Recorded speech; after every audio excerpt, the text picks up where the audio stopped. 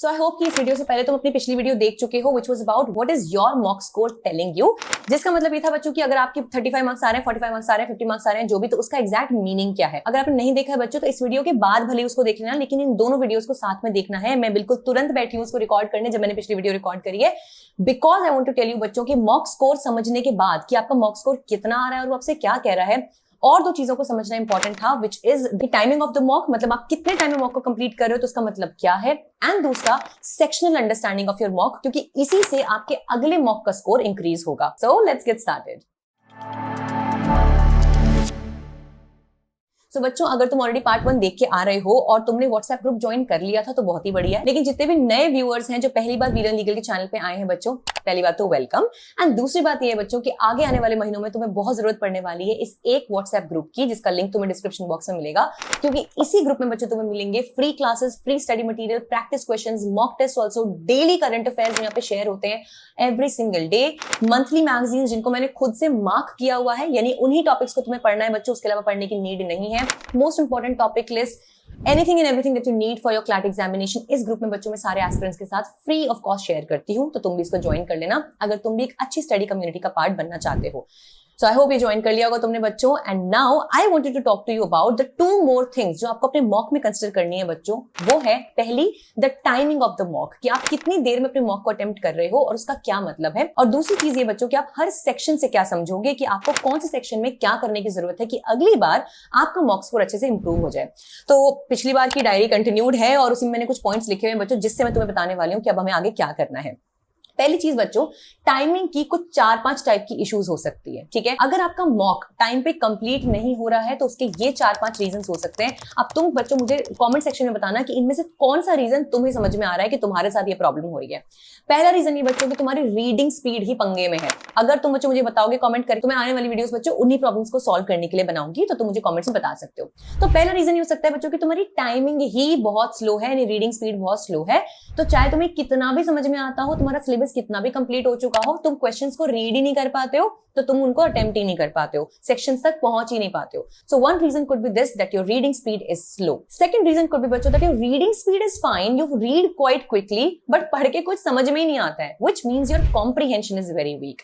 इसका मतलब ये बच्चों कि आप लेट्स से एक पैसेज को विद इन 2 मिनट्स 1 मिनट पढ़ तो लेते हो, बट उसमें वो बोला क्या आप उसे समझ ही नहीं पाते हो। आप जब तक समझ नहीं पाओगे तो क्वेश्चंस क्या कद्दू सॉल्व करोगे? आई नो नहीं हो पाएगा, ठीक है। सो दूसरा रीजन हो सकता है बच्चों कि आपका कॉम्प्रिहेंशन वीक है।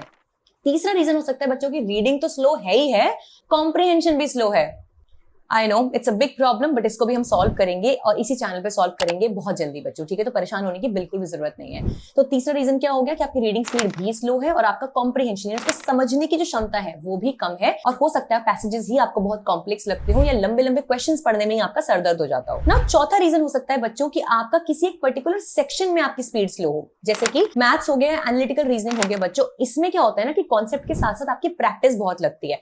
अगर मैं एक क्वेश्चन आपको दे दूं और 25 मिनट दे दूं सॉल्व करने के लिए, तो शायद तुम कर दोगे और करेक्ट आंसर ही निकालोगे, लेकिन चैलेंज ये बच्चों कि हमें 120 मिनट में 120 क्वेश्चन सॉल्व करने होते हैं in the actual CLAT paper.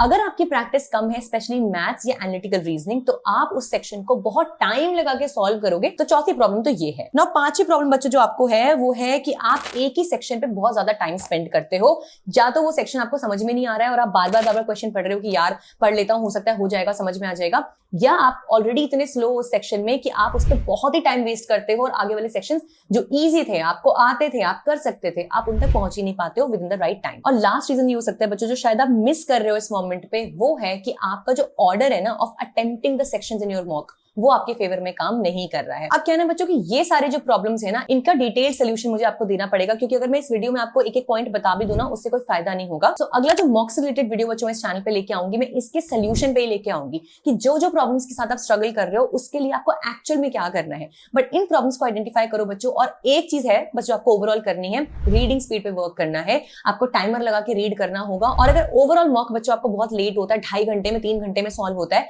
तो पहले सेक्शनल से स्टार्ट करो। सेक्शनल्स को हर दिन दो, यानी कि 25 क्वेश्चन 30 क्वेश्चन टाइमर लगा के 22 से 25 मिनट में सॉल्व करने की कोशिश करो। जब आपका स्टैमिना बिल्ड होगा ना बच्चों रीड करने का, क्वेश्चंस को जल्दी सॉल्व करने का, ओवरऑल मॉक में भी आपका परफॉर्मेंस अच्छा हो जाएगा। Now third thing that I wanted to discuss बच्चों, जो कंटिन्यूड है फ्रॉम द प्रीवियस वीडियो, वो है आपके सेक्शनल अंडरस्टैंडिंग के ऊपर। देखो बहुत सिंपल सी बात है बच्चों, हमने ओवरऑल स्कोर को तो डिस्कस कर लिया था कि भाई अगर 35 आ रहा है तो क्या मतलब है और 80 आ रहा है तो क्या मतलब है, लेकिन इसके बाद मैं नेक्स्ट स्कोर में 35 से 40 पे कैसे जाऊं और 80 से 85 पे कैसे जाऊं, इसके लिए आपको ऑपरेट करना पड़ेगा अपने ही मॉक को, मतलब आपको सेक्शन वाइज समझना पड़ेगा बच्चों कि कहां पे कमी एक्चुअल में हो रही है। तो इसके लिए बच्चों आपको अपने इवैल्यूएट करने होंगे सेक्शनल मार्क्स और सेक्शनल टाइमिंग।